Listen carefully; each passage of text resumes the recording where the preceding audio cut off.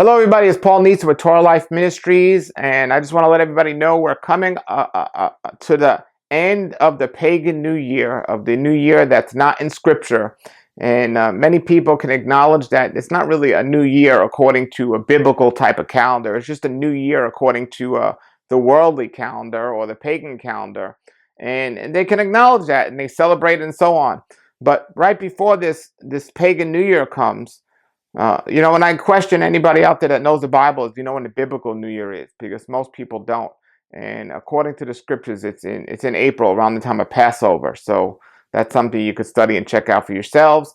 But is there a harm in celebrating a new year and so on? Well, from a scriptural standpoint, you're mixing the seed with the secular.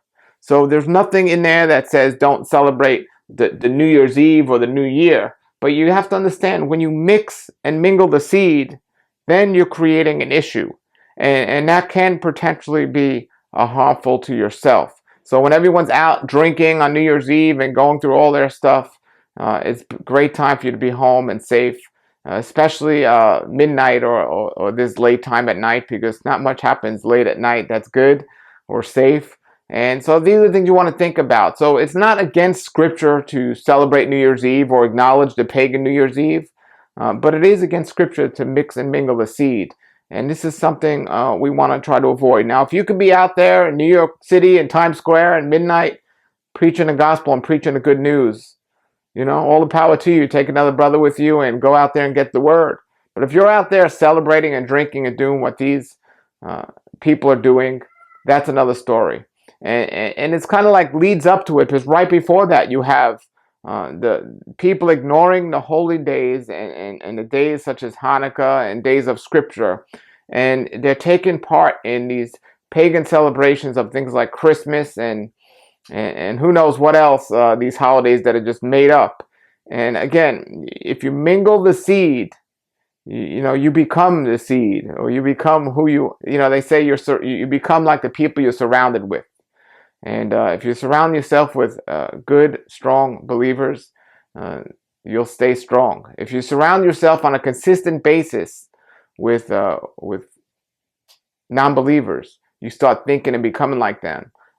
If you're doing the same practices, if you're out there amongst all these believers preaching good news and staying strong, that's great.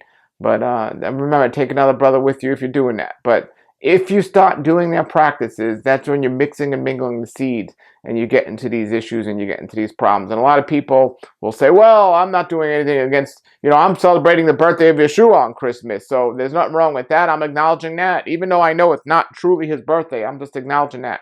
Fine, but when you do the presents and the tree and all the customs of Christmas, now you're taking part in mingling the seed. That's a little different than I'm just acknowledging Yeshua on this day. So it's a difference.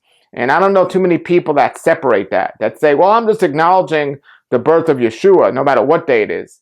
That's one thing.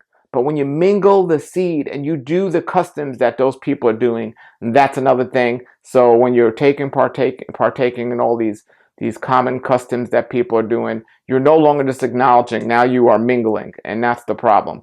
So be aware and be alert for Christmas and New Year's. Have a safe Hallmark pagan holiday, everybody.